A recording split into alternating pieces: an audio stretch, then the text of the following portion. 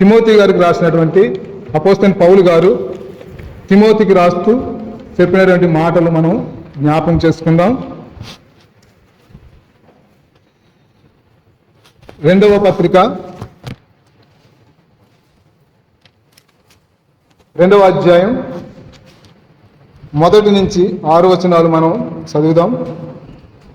నా కుమారుడా, క్రీస్తు యేసునందు కృపచేత బలవంతుడవు కమ్ము. నీవు అనేక సాక్షుల ఎదుట నా వలన వినిన సంగతులను ఇతరులకు బోధించుటకు సామర్థ్యం గల నమ్మకమైన మనుషులకు అప్పగింపుము. క్రీస్తు యేసు యొక్క మంచి సైనికుని వలె నాతో కూడా శ్రమను అనుభవించుము. సైనికుడెవడను యుద్ధమునకు పోయినప్పుడు తన్ను దండులో చేర్చుకునే వానిని సంతోషపెట్టవలని ఈ జీవన వ్యాపారంలో చిక్కుకొనడు. మరియు జట్టైన వాడు పోరాడినప్పుడు నియమం ప్రకారం పోరాడుకుంటే వానికి కిరీటము దొరకదు. పాటుపడిన వ్యవసాయకుడే మొదట ఫలములలో పాలు పంచవలసిన వాడు. దేవుడు తన మాటలు దీవించిన గాక. చిన్న ప్రార్థన చేసుకుందాం. మహాపరిశుద్ధుడు అయిన ప్రేమగల మా ప్రియ పరలోకపు తండ్రి, నువ్వు గొప్ప దేవుడినైనా మహాదేవుడు ప్రభా, మా ప్రభువైన యేసుక్రీస్తు వారి ద్వారా మీరు మమ్మల్ని బ్రతికించుకున్నారు. వందనాలు స్తోత్రాలు ప్రభు. ఇదిగో ప్రభు దినంలో ఈ రీతిగానైనా అమూల్యమైనటువంటి జీవం గల మాటలు మేము ధ్యానిస్తుంటుండగా మా హృదయంలో మీరుండి నీ ఆత్మ ద్వారా నడిపించి నీ నామని గణపరచుకోమని, వినేటువంటి చెవులు గ్రహించే మనసు భద్రపరుచుకునే హృదయం మా గురించి నీ వాక్యము మా హృదయంలో ఫలించి అభివృద్ధి చెంది నీ సాక్షులుగా నిలబెట్టుకోమని మా ప్రభును రక్షకుడైన యేసు ప్రభు నామమున ప్రార్థన చేసి అడిగి వేడుకుంటున్నాము తండ్రి. వేరొక మనం చూసినట్లయితే అపోస్తలుడైన పౌలు గారు వృద్ధాప్యలో ఉన్నారు. ఆయన చెరసాలలో ఉండి తనతో పనివాడైనటువంటి తిమోతి గారికి హెచ్చరికలు రాసి పంపిస్తూ ఉన్నారు. తిమోతి చూసినట్లయితే యవన వయసులో ఉన్నాడు. చెప్తున్నాడు అనమాట, నేను ఏ వాక్యం చెప్పి బంధించబడ్డానో, శ్రమలు ఉన్నాయో అదేవిధంగా నువ్వు కూడా శ్రమలు పడవలసి వస్తుంది, జాగ్రత్తగా ఉండు. దానికంటే ముఖ్యముగా సువార్త ప్రకటించేటప్పుడు ఎలా ఉండాలో సూచనగా ఇక్కడ 6 మాటలు మనం చూడొచ్చు. అందుకు ఉద్దాయింపుగా 3 సంగతులు అక్కడ చెప్తున్నాడు. ఒక యుద్ధ వీరుని చూపిస్తా ఉన్నాడు. పందెపు పరుగులో విజయం కొరకు ప్రయాసపడే ఒక వీరుడి కొరకు, అదేవిధంగా పోషణ కొరకే ప్రయాసపడుతున్న వ్యవసాయకుడి కొరకు ఎగ్జాంపుల్గా చెప్తూ ఉన్నారు. ఇక ముగ్గురు చూసినట్లయితే వారెంతో ప్రయాస పడితే కానీ ఫలితం రాదు. ఆ ఫలితం దక్కాలంటే అది నియమం ప్రకారంగా ఉండాలి. ఎవడైనా జట్టు అయిన వారు గెలవాలనుకుంటాడు, నియమం ప్రకారంగా ఆటలో గెలిస్తేనే గెలుపుకి విజయం వస్తుంది, దానికి తగ్గట్టిన బహుమానం వస్తుంది. నియమం ప్రకారంగా లేకుండా గెలిచిన ఫలితం రాదు. కాబట్టి ఏమంటున్నాడు ఇక్కడ, ముందు నువ్వు స్వార్థ ప్రకటించడానికి వెళ్తున్నావు కాబట్టి ఏమన్నాడు, మొదటి వాక్యం మనం చూసినట్లయితే, నా కుమారుడా, క్రీస్తు యేసునందు కృపచేత బలవంతుడు కమ్ము. నువ్వు నన్ను చూసో, మనుషులను చూసో, ధనమును చూసో, అందాన్ని చూసో నువ్వు బలవంతుడు కావద్దు. కేవలం నువ్వు ప్రభు వైపు చూస్తూ నువ్వు బలం పొందుకోవాలి. ఎందుకంటే 1 తిమోతి పత్రికలో మనం చూసినట్లయితే 1:7 మనం చూసినట్లయితే ఎందుకు బలము ప్రభు నుంచి వస్తుందో ఇక్కడ రాస్తూ ఉన్నారు అపోస్తలుడైన పౌలు గారు తిమోతికి రాసిన 1వ పత్రికలో 1వ అధ్యాయం 7వ వచనంలో.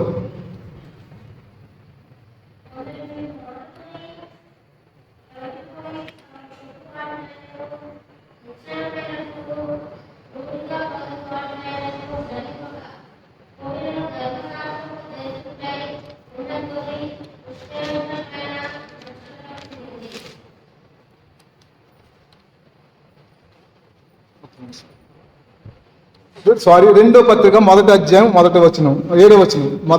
2వ పత్రిక తిమోతి గారికి రాసిన 2వ పత్రిక 1వ అధ్యాయం 7వ వచనం. చెప్పు. ప్రేమయు ఆత్మని ఇచ్చాను కానీ థ్యాంక్స్ సిస్టర్. ఇక్కడ ఏమంటున్నాడు, ప్రేమ ఎలా బలవంతుడు అవ్వాలంటే ప్రేమ, శక్తియు, ఇంద్రియ నిగ్రహం కలిగిన ఆత్మని దేవుడు మనకి ఇచ్చాడు కాబట్టి, తిరిగి తన ఆత్మ మనలో లేదు కాబట్టి నువ్వు ధైర్యంగా ఉండాలి. అందుకని అంటున్నాడు ఇక్కడ, క్రీస్తు యేసునందు కృపచేత నువ్వు బలవంతుడివై ముందుకు సాగాలి అని చెప్తూ ఉన్నాడు. ఎందుకంటే ఇతడు యవ్వన వయసులో ఉన్నాడు. యవ్వన వయసులో ఉండి యవ్వన దశలో నువ్వు పడిపోతావేమో, జాగ్రత్త పడు. మొదటి తిమోతి పత్రిక 4వ అధ్యాయం 12వ వచనంలో చెప్తూ ఉన్నాడు అన్నమాట. నువ్వు యవ్వన దశలో ఉన్నావు కాబట్టి యవ్వనమును బట్టి ఎవడను నిన్ను తునీకరింపనీయటము, దాని మాటలతోనూ ప్రవర్తనలోను ప్రేమలోను విశ్వాసములోను పవిత్రతలోను విశ్వాసములకు మాదిరిగా ఉండాలి. తిరిగి తన ఆత్మ మనకు ఇవ్వలేదు.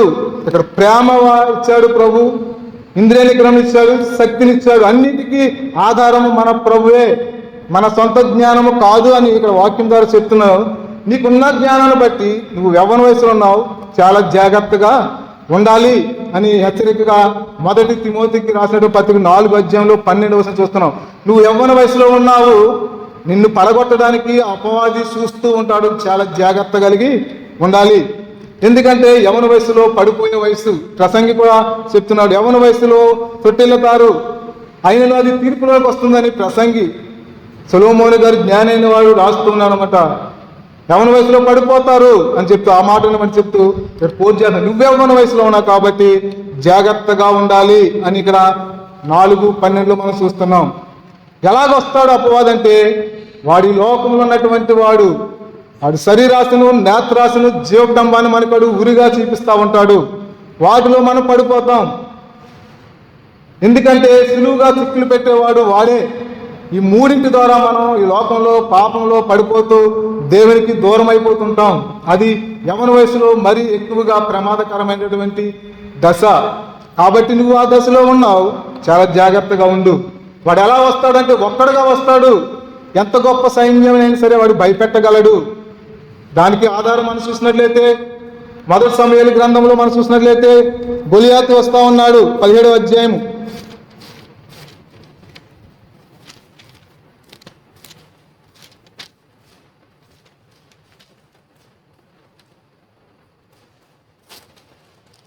నలభై 45వ వచనం. వాడు గొలియాతు చాలా హైట్ ఉన్నవాడు, 12 మూరల హైట్, 6 జాన్ల ఎత్తున్నవాడు. 12 మూరల 6 జాన్లు ఎత్తున్నటువంటి వ్యక్తి ఇజ్రాయేల్ సైన్యాన్ని భయపెడుతూ ఉన్నాడు. ఫిలిస్తీన్లు ఇజ్రాయేల్ మీదకి వచ్చినప్పుడు సౌలు రాజుగా ఉన్నాడు. సౌలు సైన్యం భయపడుతూ ఉంది సౌలుని చూసి. ఎలా వస్తున్నాడంటే వాడు ఇక్కడ దావీదు చెప్తున్నాడు అనమాట.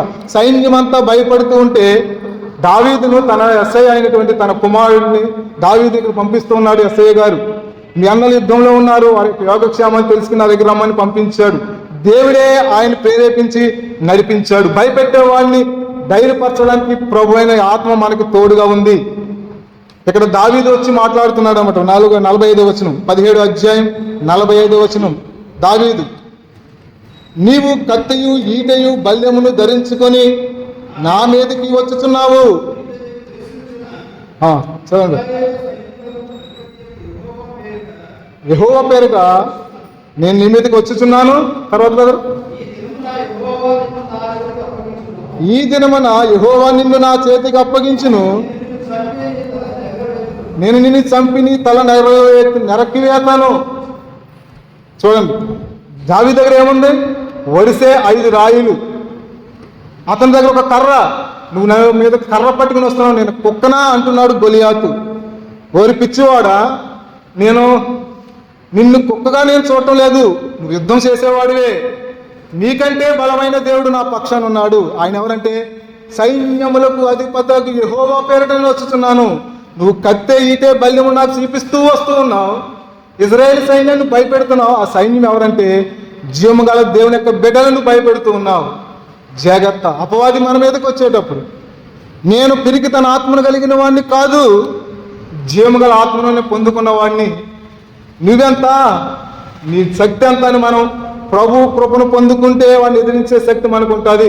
ఇక్కడ దావీదు దగ్గర యుద్ధం చేసడానికి ఏ ఆయుధము లేదు, కత్తి కూడా లేదు, తల నరికి వేస్తానంటున్నాడు. ఏ ధైర్యం అంటే మన ప్రభుని యెహోవా, మన ప్రభుని యేసుక్రీస్తు పరిశుద్ధాత్మ దేవుని యొక్క శక్తే. ఆయన 3తో వస్తున్నాడు, కానీ ఈయన 3 కలిగి ఉన్నాడు. తండ్రి అనే దేవుడు ఉన్నాడు, మన ప్రభుని యేసుక్రీస్తు ఉన్నాడు, పరిశుద్ధాత్మ దేవుడు కూడా ఉన్నాడు. సమయం వచ్చినప్పుడు ప్రభుని యేసుక్రీస్తు అనే లోకానికి వచ్చాడు. ఆయన లోకానికి వచ్చి వెళ్ళిపోయి మరొక పరిశుద్ధాత్మనుగా ఆయన మనతో ఉన్నాడు.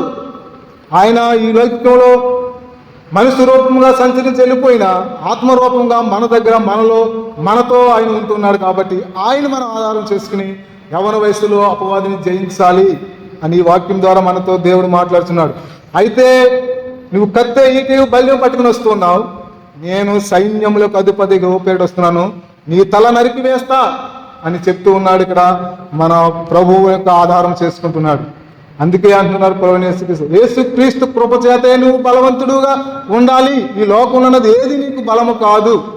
అలాగే యుద్ధానికి వెళ్ళినప్పుడు దావీదు దగ్గర ఏమైనా బలమైనది లేదు, అయినప్పటికీ ధైర్యం కలిగిన వాడు మన ప్రభువు యేసుక్రీస్తు వారే. ఆయనే మన ధైర్యము, ఆయనే మన బలము. ఆయన తప్ప మరొకటి మనకు ఆధారం లేదు. ధనము కాదు, అందము కాదు, ఇల్లు కాదు, మన బంధువులు కాదు, మన ప్రభువే మనకు బలము అంటున్నాడు ప్రియులారా. కాబట్టి ఈ లోకంలో మనం జయించాల్సింది అపవాదినే.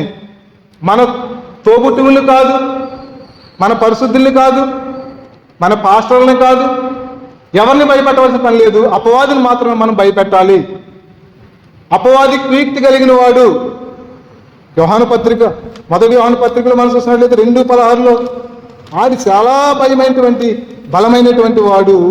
వాడిని జయించడానికి మన ప్రభువు యేసుక్రీస్తు వారి ఆత్మ మనకి సరిపోతూ ఉంది. మొదటి రాసిన యోహాను పత్రిక, యోహాను గారు రాసినటువంటి మొదటి పత్రిక 2:16 15వ వచనం కూడా చూద్దాం బ్రదరు. 15వ వచనం కూడా చూడండి. ప్రేమింపకుడి, ఎవడైనా లోకము ప్రేమించినడలా తండ్రి ప్రేమ వానిలో ఉండదు. లోకములో ఉన్నదంతయు శరీరాశయు, నేత్రాశయు, జీవబ్రహ్మమును తండ్రి వల్ల పుట్టినవి కావు, ఈ లోక సంబంధమైనవే. ఇవేనిటిలో మనం జయించి ముందుకు సాగుతున్న వారిమే. శరీరము ఇష్టానుసారంగా కోరికలు కోరుతూ ఉంటుంది. నేత్రాలు మన కంటి చూపు మనల్ని మోసం చేస్తూ ఉంటుంది. జీవితం ఈ లోకంలో ఇప్పుడు చాలా ఆడంబరమైనటువంటి జీవితం మనకుంది. అది మనకి ఆత్మీయ జీవితానికి అడ్డుపడే విధంగా ఉండకూడదు. మనం చూడాల్సింది ఏంటంటే వాడుకోవచ్చు, కానీ అది తండ్రి అయిన మన ప్రభువు యేసుక్రీస్తు వారి తర్వాతే, ఆయన తర్వాతే మనకు అన్ని. కాబట్టి వాడు కత్తే ఈటే బల్యం చూసి మనం భయపడిపోతూ ఉన్నారు మన సైన్యం. కానీ దావీదు మాత్రము దేవుణ్ణి ఆధారం చేసుకున్నాడు. అక్కడ ఉన్న సైన్యం అంతా, అక్కడ ఉన్నటువంటి గొలియాతు యొక్క బలాన్ని, హైట్ని, వాడుకున్నటువంటి ఆయుధాన్ని చూసి, వాడుకున్నటువంటి రథాన్ని చూసి, వాడుకున్నటువంటి రథసారథిని చూసి భయపడుతూ ఉన్నారు. దావీదైతే ప్రభువుని యేసుక్రీస్తు వారిని లేక తండ్రి అని దేవుని ముందు పెట్టుకుని, నువ్వు ఎవరినైతే తునీకరించావో ఆయన పేరిట నేను వచ్చుచున్నాను, యుద్ధము యెహోవాదే, ఈరోజు నీ తల నరికి పడవేస్తా. ఎంత ధైర్యంగా దావీదు ఉన్నాడంటే, అందుకే దావీదు యెహోవా హృదయానుసారుడని ఒక బిరుదు పొందుకున్నాడు.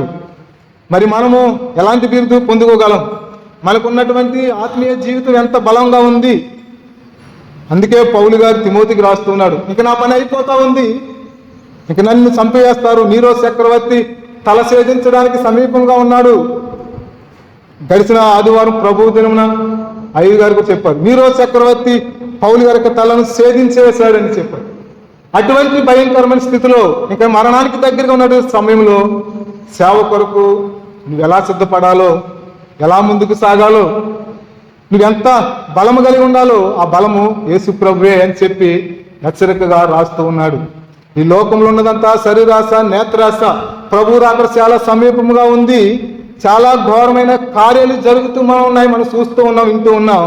ఇంకా ప్రభు రాకడ సమీపంగా ఉంది. కాబట్టి మనం కూడా జాగ్రత్త కలిగి ఆత్మీయ జీవితంలో యేసు ప్రభు కృపచేత మనం బలవంతులమై విశ్వాస జీవితాన్ని కాపాడుకోవాలి.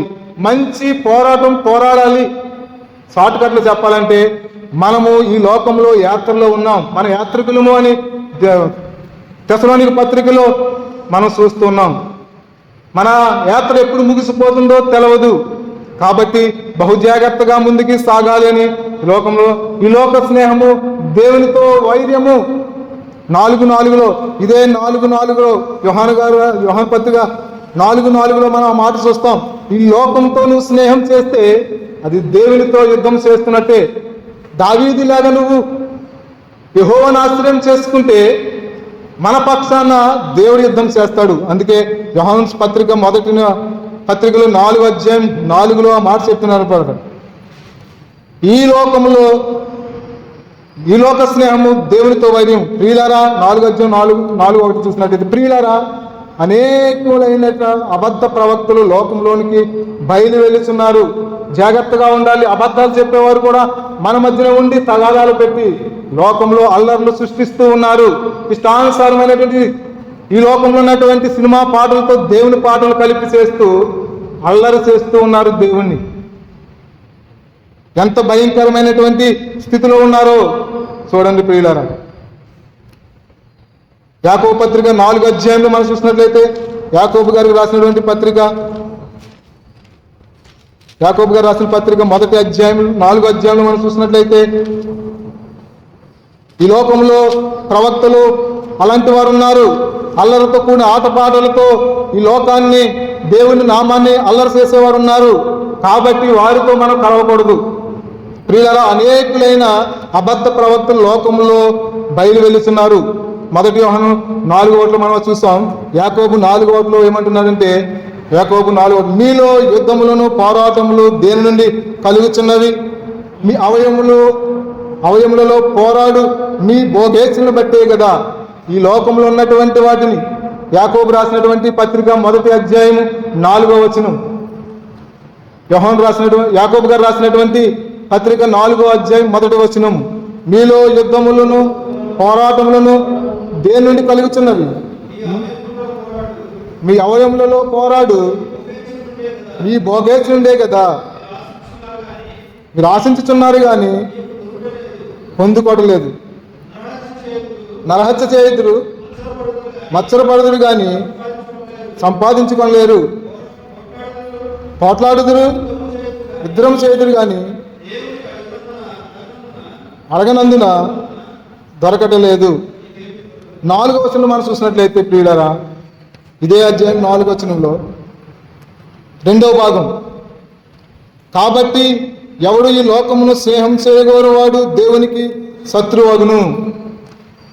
యాకోబు గారు చెప్తూ ఉన్నాడు పిల్లారా, 4వ అధ్యాయంలో 4వ మాటలో చెప్తున్నాడు, ఈ లోక స్నేహము దేవునితో వైరమని మీరు ఎరుగురా. కాబట్టి ఎవడను లోకములో స్నేహము చేయుదురో వారు దేవునికి శత్రువు. అక్కడైతే గొల్లియాతు ఇజ్రాయేలుకి శత్రువు, ఎక్కడైతే దేవునికి శత్రువులు కొంతమంది సేవకులు కూడా ఉన్నారు ఈ లోకంలో. వారిని బట్టి కొంతమంది సేవకుల మీద దాడులు జరుగుతూ ఉన్నాయి, సంఘాల మీదకి దాడులు జరుగుతూ ఉన్నాయి. అర్లతో కూడిన పాటలతో సంఘంలో గంతులు వేస్తూ ఉన్నారు. ఇవన్నీ దేవునితో వైర్యము. ఈ లోకానుసారాన్ని అనుసరిస్తూ పోతూ ఉన్నారు కొంతమంది సేవకులు. కాబట్టి జాగ్రత్త కలిగి ఉండాలి. ఏది దేవుని చిత్తమో, ఏది దేవుని యొక్క అనుకూలమో అదే మనం చెయ్యాలి అని వాక్యం ద్వారా మనతో మాట్లాడుతున్నారు. ఈ లోక స్నేహము దేవునితో వైర్యము, ఈ లోకంలో ఉన్నంత శరీరాశ, నేత్రాశ, జీవతంబము అని యోహాను పత్రిక మొదటి అధ్యాయంలో, మొదటి పత్రిక 2:16 మనం ఆట చూసాం. శరీరాశయు, నేత్రాశ, జీవతంబము, వీటితో మనం స్నేహం చేస్తే మునుపు వాటిని చేస్తాం. ఎఫెసీయులకు రాసిన పత్రికలో మనం తేట తెల్లంగా ప్రభు మనతో రాస్తూ ఉన్నాడు, మనతో మాట్లాడుతున్నాడు పిల్లరా. ఎఫెసీయులకు రాసిన పత్రిక 2వ అధ్యాయంలో 2వ వచనంలో మనం చూసినట్లయితే, ఎఫెసీయులకు రాసిన పత్రిక అపోస్తలుడైన పౌలు గారు ఎఫెసీయులో ఉన్న సంఘానికి రాస్తున్నటువంటి పత్రికలో 2వ అధ్యాయంలో 2వ వచనం చూస్తే, మీరు వాటిని చేయొచ్చు. ఏటిని? వాయుమండల సంబంధమైన అధిపతిని, అనగా అవిధేయులైన వారిని ఇప్పుడు ప్రేరేపించే శక్తిని, అధిపతిని అనుసరించి ఈ ప్రపంచ ధర్మం చొప్పున మునుపు నడుచుకుంటురి. వారితో కలిసి మనందరమును శరీరం యొక్కయు మనసు యొక్కయు కోరికలు నెరవేర్చుకొనుచు శరీరాశను అనుసరించి మునుపు ప్రవర్తించుచు కడమవారి వలెను స్వభావ సిద్ధముగా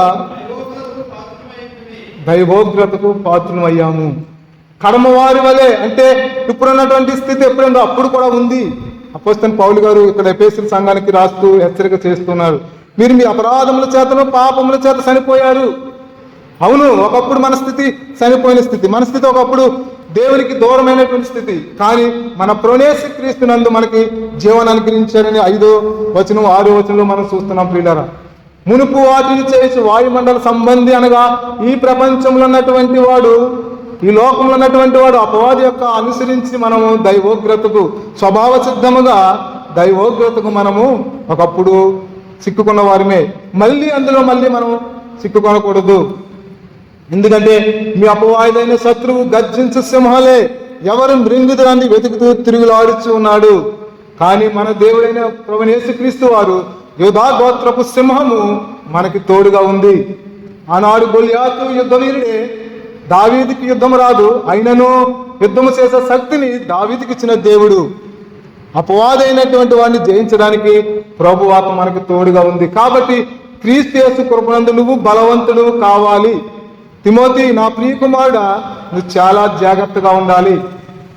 యుద్ధంలో చేర్చబడిన వాడు, యుద్ధంలో చేర్చుకున్న వాడిని సంతోషపెట్టడానికి ఈ జీవన వ్యాపారంలో చిక్కుకొనడు. కానీ యుద్ధం ఎలా చేసి రక్షించుకోవాలో, దేశాన్ని కాపాడుకోవాలో అని ఒక నియమముగా వెళ్ళి యుద్ధం చేసి సైన్యాన్ని పక్కన నిలబడి విజయం పొందుకుంటే వాడికి సంతోషము. అదేవిధంగా ఆట గెలవడానికి వెళ్ళేవాడు, బరిలో దిగినవాడు పందెములో నియమం ప్రకారంగా ఆట ఆడకపోతే గెలుపు పొందుకోలేడు, దానికి ఫలాన్ని పొందుకోలేడు. అదేవిధంగా వ్యవసాయం చేసేవాడు వ్యవసాయం నుంచి తెలియకుండా వ్యవసాయం చేస్తే దాని ఫలాన్ని ఎలా పొందుకోగలడు?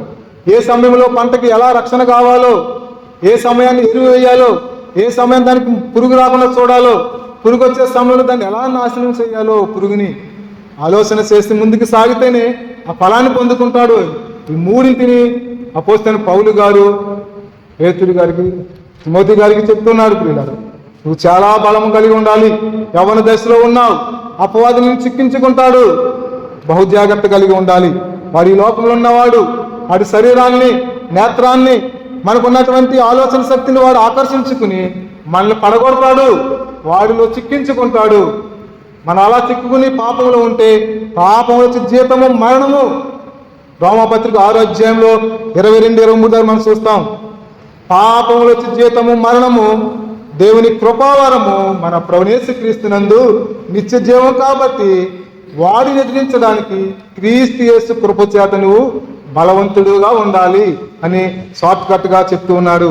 కాబట్టి ప్రియులారా, మనం చూసినట్లయితే దుష్ట సాంగత్యము మంచి నడవడికని చెరుపును అనగా అపవాదితో స్నేహం చేస్తే దేవునితో వైర్యము.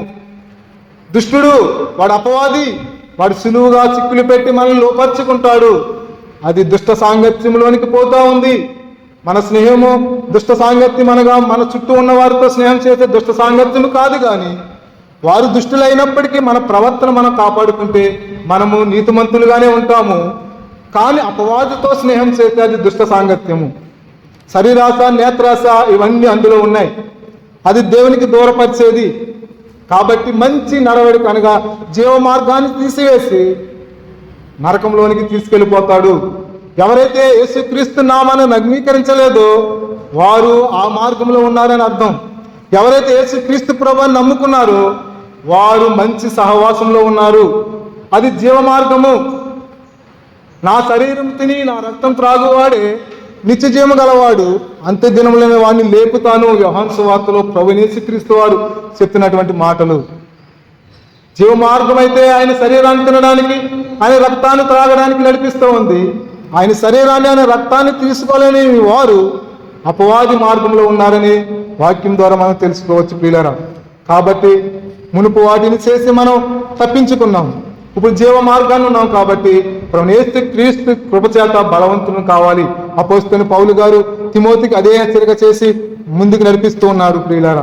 కాబట్టి మనం ఏ సహవాసంలో ఉన్నామంటే ప్రభువైన క్రీస్తు వరకు సహవాసంలో ఉన్నాం. ఆదివారం రొట్టె విషయంలో ఉన్నాం. సమాజంగా కూడుకునే స్థితిలో మనం ఉన్నాం. కాబట్టి దేని విషయంలో మనం భయపడక ప్రభువైన క్రీస్తు కృపచేత మనం బలవంతులం కావాలి. ఏ విషయంలో అయినా సరే, అనారోగ్య విషయంలో బలహీనమైతే ప్రభుని ఆధారం చేసుకుందాం. ఆర్థిక పరిస్థితి బలహీనమైతే ప్రభుని ఆధారం చేసుకుందాం. అవమానాలు, నిందలు ఉన్నట్లయితే యేసు ప్రభునే ఆధారం చేసుకుందాం. మీ చింత యావత్తు నా మీద వేయండి, నేను మీ గురించి చింతించుతున్నాను కాబట్టి మీ చింత నా మీద వేయండి. ఈ లోకం వైపు చూసి మీ భయపడకండి. లోకమును దాని ఆశ గతించిపోవును కానీ దేవుని చిత్తం నెరవేర్చేవాడే. దేవుని చిత్తం నెరవేర్చడం అంటే అపవాదిని ఎదిరించి నిలబడమే. యేసుక్రీస్తు కృపచేత బలవంతులు కావడమే అని ఉదయకాల సమయంలో ప్రభు మనతో మాట్లాడుతున్నాడు. ప్రియులారా, సమయం నాకు కొంచెమే ఇచ్చారు కాబట్టి ఇంక 2 మాటలు చెప్పి నేను ముగించేస్తాను. మునుపు వాటిని చేశాం, రక్షింపబడ్డాం. గొలియాతు వచ్చాడు, దావీదు ద్వారా దేవుడు విజయాన్ని ఇచ్చాడు ఇశ్రాయేలు ప్రజలకు. రాజు ఇచ్చినటువంటి గొప్ప రాజ్య భాగాన్ని చూసుకోలేదు. కూతుర్ని ఇస్తానన్నాడు, రాజ్యంలో భాగాన్ని ఇస్తానన్నాడు, అది చెప్పలేదు. నువ్వు ఎవరినైతే తునీకరించావో ఆ దేవుని నేను ఆధారం చేసుకుని వస్తున్నాను, నీ తల నరికేస్తానన్నాడు. ఆయన రాజ్యాన్ని చూసుకోలేదు. ఒక అందమైనటువంటి భార్య కొరకు ప్రాకులాడలేదు దావీదు. సైన్యములకు అధిపతి యెహోవానే ఆధారం చేసుకున్నాడు. నువ్వు కూడా యేసుక్రీస్తు కృపచేతే బలవంతుడు కావాలని ప్రభు చెప్తుంది. ఈ లోకంలో ఉన్నవన్నీ నేను నీకు ఇస్తాను, ఇవన్నీ నావేగా. కొండ మేకలు నావే, కొండలు నావే, పంటలు నావే, పక్షాదులు నావే అని ప్రభు చెప్తుంటాడు. ఆ ప్రభువే మనకు తండ్రి అయినప్పుడు అవన్నీ మనవేగా. ఏది దేవుని చిత్తమో, ఏది అపవాది యొక్క మార్గమో మనం చూడొచ్చు. కాబట్టి అన్నాడు. అందుకే దావీదు అంటున్నాడు, ఆయన 139 కీర్తనలో మనం చూసినట్లయితే లాస్ట్ వచనంలో ఆ మాటలు మనం చూస్తాం. నన్ను పరిశోధించి పరీక్షించు ప్రభువా, నీకు ఆయాసకరమైన మార్గం నాలో ఉన్నదేమో. ఎంత ధైర్యం అండి దావీదు గారికి, ఎంత ధైర్యం అంటే అంత నమ్మకము. ఆ ధైర్యమే, ఆ నమ్మకమే 139 కీర్తన చివరి 2 మాటల్లో మనం అది చూస్తూ ఉంటాం. దావీదు క్లియర్గా ఒప్పుకుంటున్నాడు, నీకు ఆయాసకరమైనది ఏదైనా నాలో ఉందేమో, నన్ను పరిశోధించు, పరీక్షించు. ఇంత ధైర్యంగా చెప్పగలే స్థితి మనకు ఉందంటామా? అందుకే 139 కీర్తన, దేవా నన్ను పరిశోధించి నా హృదయాన్ని తెలుసుకోము, నన్ను పరీక్షించి నా ఆలోచన తెలుసుకొనుము. నీకు ఆయాసకరమైన మార్గం ఏదైనా నాలో ఉందేమో చూడుము, నిత్య మార్గమును నన్ను నడిపించు. ఏ నిత్య మార్గం? ఆయనేగా, నేనే మార్గమును సత్యమును జీవమును, నా ద్వారా తప్ప ఎవరు తండ్రి వద్దకు రాలేడు. ఎవరైతే యేసుక్రీస్తు ప్రభువుని నోటితో ఒప్పుకున్నారో, రోమాపత్రిక 10:9 మనం చూసినట్లయితే యేసుక్రీస్తు ప్రభువుని నోటితో ఒప్పుకోవాలి. దేవుడైన మృతులు లేపని హృదయంలో విశ్వసించాలి. ఆ హృదయాన్ని ప్రభు పరిశోధించినప్పుడు ఎంత మనము గొప్పగా ఒప్పుకున్నామో. అందుకంటాడు దావీదు, నా హృదయంను పరిశోధించు, నన్ను పరీక్షించు, నన్ను మొత్తముగా నిలువెల్ల నన్ను స్కాన్ చేయి ప్రభువా అంటున్నాడు. అందుకే ప్రభుని యేసుక్రీస్తు వారి కృపను మనం తీసుకుంటే, ఆయన కృపచేత మనం బలవంతులమైతే అపవాదిని జయించడం చాలా సులువు. చివరిగా అదే తిమోతి గారికి ఒక మాట చెప్తూ ఉన్నారు పౌలు గారు. 4వ అధ్యాయం 7వ వచనంలో మనం చూసినట్లయితే అపోస్తలుడైన పౌలు గారు తన కొరకు ఒక సాక్ష్యాన్ని చెప్పుకుంటున్నారు. దావీదు గురించి అయితే దేవుడు సాక్ష్యం ఇచ్చాడు. మంచి పోరాటము పోరాడి తిని, నా పరుగు కలముట్టించి తిని, విశ్వాసము కాపాడుకొంటిని, ఇక మీదట నా కొరకు నీతి కిరీటం ఉంచబడి ఉన్నది. చాలు సిస్టర్, దేవునికి స్తోత్రం. ప్రియులారా, చూడండి ఎంత గొప్ప భాగ్యము, ఎంత గొప్ప సాక్ష్యమో. దావీదైతే నన్ను పరిశోధించి పరీక్షించు, నన్ను స్కాన్ చేయి, నిలువెల్ల నన్ను పరీక్షించు, నీకు ఆయాసకరమైనది ఏదైనా ఉంటే నాలో తీసివేయడానికి శక్తిని నాకు అనుగ్రహించు. ఆనాడు గొలియాతును ఎదిరించడానికి నీవే నాకు సహాయము, నీవే నాకు ఆధారం కదా, దీనికి కూడా నువ్వే నాకు ఆధారము.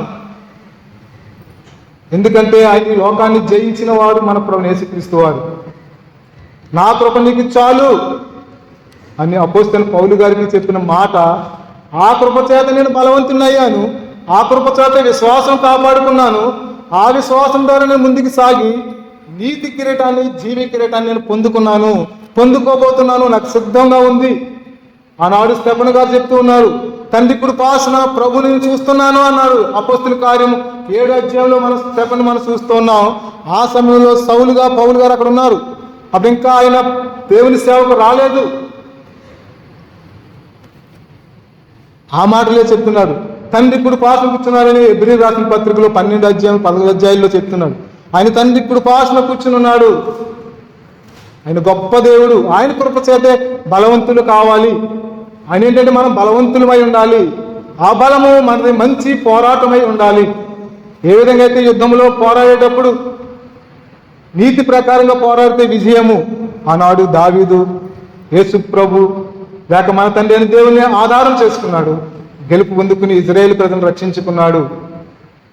అదేవిధంగా పందుపు పరుగులో నియమం ప్రకారంగా పోరాడితే విజయం ఏ రీతిగా వచ్చి కిరీటం పొందుకుంటారో అదే రీతిగా పొందుకుంటారు. అదే వ్యవసాయకుడు కూడా క్రమమైన పద్ధతిలో వ్యవసాయం చేస్తేనే ఫలాన్ని, శ్రేష్టమైన ఫలాన్ని పొందుకుంటాడు.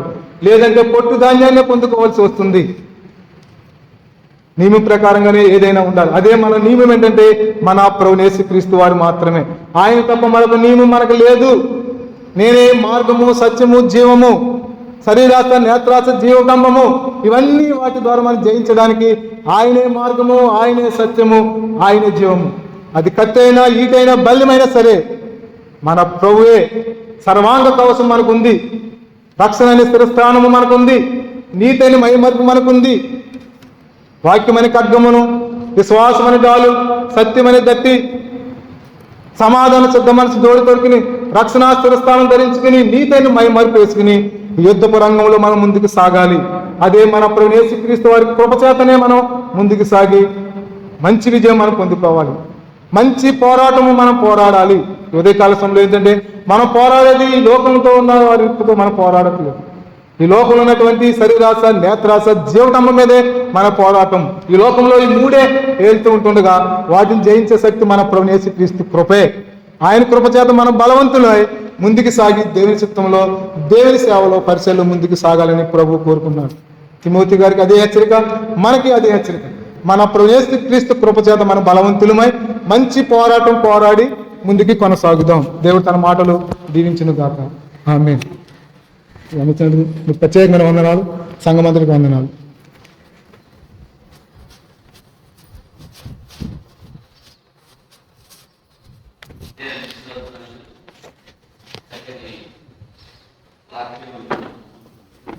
Thank you.